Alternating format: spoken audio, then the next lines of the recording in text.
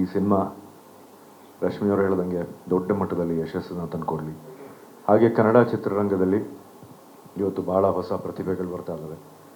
ಆ ನಿಟ್ಟಿನಲ್ಲಿ ನೋಡಿದ್ರೆ ನಮ್ಮ ಹೀರೋ ರಾಘವ್ ಅವರು ಎಲ್ಲಿದ್ದಾರೆ?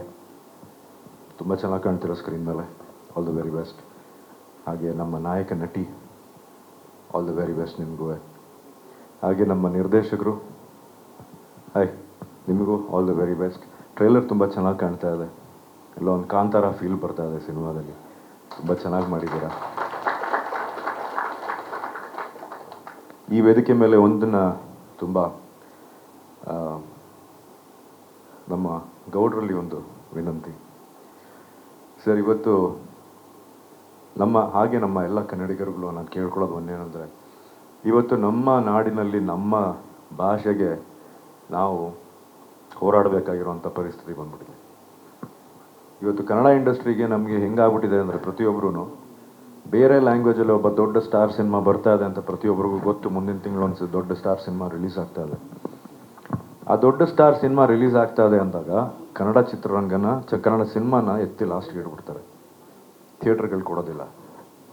ಇದನ್ನು ದಯವಿಟ್ಟು ತಾವು ನಿಮ್ಮ ಒಂದು ನೇತೃತ್ವದಲ್ಲಿ ನಾವೆಲ್ಲ ನಿಮ್ಮಿಂದ ಇರ್ತೀವಿ ಸರ್. ಕರ್ನಾಟಕದಲ್ಲಿ ಕನ್ನಡಕ್ಕೆ ನಂಬರ್ 1 ಆದ್ಯತೆ ಸಿಗೋವರೆಗೂ ನಾವೆಲ್ಲ ಹೋರಾಡೋದಕ್ಕೆ ರೆಡಿ ಇದೀವಿ ಸರ್.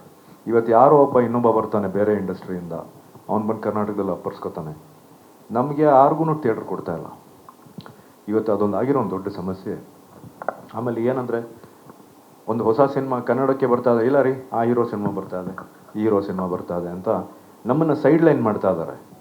ಸೊ ಅದಕ್ಕೆ ಈ ವೇದಿಕೆ ಮೇಲೆ ನಾನು ನಿಮ್ಮ ಒಂದು ಮೂಲಕ ಒಂದು ಹೋರಾಟವನ್ನು ಶುರು ಮಾಡೋಣ ಸರ್. ಕರ್ನಾಟಕದಲ್ಲಿ ಇವತ್ತು ನಾವು ಕನ್ನಡಕ್ಕೆ ಹೋರಾಡುವಂಥ ಪರಿಸ್ಥಿತಿ ಬಂದ್ಬಿಟ್ಟಿದೆ.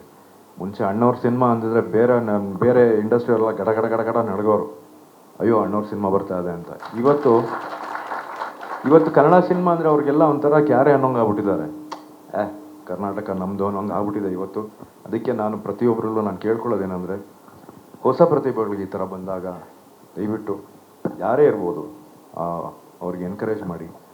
ದಯವಿಟ್ಟು ನಮ್ಮ ಕನ್ನಡ ಇಂಡಸ್ಟ್ರಿ ಬೆಳಿಬೇಕಾಗಿದೆ. ಇವತ್ತು ನಮ್ಮ ನಾಡಲ್ಲಿ ನಾವು ಹೋರಾಟ ಮಾಡೋವಂಥ ಒಂದು ಪರಿಸ್ಥಿತಿ ಬಂದ್ಬಿಟ್ಟಿದೆ. ದಯವಿಟ್ಟು ಕನ್ನಡ ಚಿತ್ರರಂಗನ ಉಳಿಸಿ ಬೆಳೆಸಿ ಹೊಸ ಪ್ರತಿಭೆಗಳಿಗೆ ಆದಷ್ಟು ಎನ್ಕರೇಜ್ಮೆಂಟ್ನ ಕೊಡೋಣ. ಯಾಕೆಂದರೆ ಮುಂದೆ ಎಲ್ಲ ಇವ್ರ ಕೈಲೇ ಇರೋದು ಕನ್ನಡ ಇಂಡಸ್ಟ್ರಿ. ಸೊ ಈ ನಿಟ್ಟಿನಲ್ಲಿ ನಾನು ರಾಜನಿವಾಸ ಚಿತ್ರರಂಗಕ್ಕೆ ತುಂಬ ಧನ್ಯವಾದಗಳನ್ನ ತಿಳಿಸ್ತೀನಿ ಇಲ್ಲಿಗೆ ಕರೆಸ್ಕೊಂಡಿದ್ದಕ್ಕೆ. ಹಾಗೆ ನಮ್ಮ ಗೌಡ್ರಿಗೆ ನಮ್ಮ ನಮಸ್ಕಾರಗಳು. ಹಾಗೆ ಸರ್, ನಿಮ್ಮಿಂದ ನಾವು ಇರ್ತೀವಿ ಸರ್. ದಯವಿಟ್ಟು ನಮ್ಮನ್ನೆಲ್ಲ ನೀವು ಇನ್ಮೇಲಿಂದ ನೇತೃತ್ವ ವಹಿಸ್ಕೊಂಡು ನಮ್ಮನ್ನು ಮುಂದೆ ಸಾಗಿಸ್ಬೇಕು ಅಂತ ಕೇಳ್ಕೊತೀನಿ ಸರ್. ಹಾಗೆ ಪ್ರತಿಯೊಬ್ಬರಿಗೂ ಈ ಚಿತ್ರದಲ್ಲಿ ನಿರ್ಮಾಣ ಮಾಡಿದವ್ರಿಗೆ, ನಿರ್ದೇಶಕರಿಗೆ, ಕಲಾವಿದರಿಗೆ ಪ್ರತಿಯೊಬ್ಬರಿಗೂ all the very best. Thank you.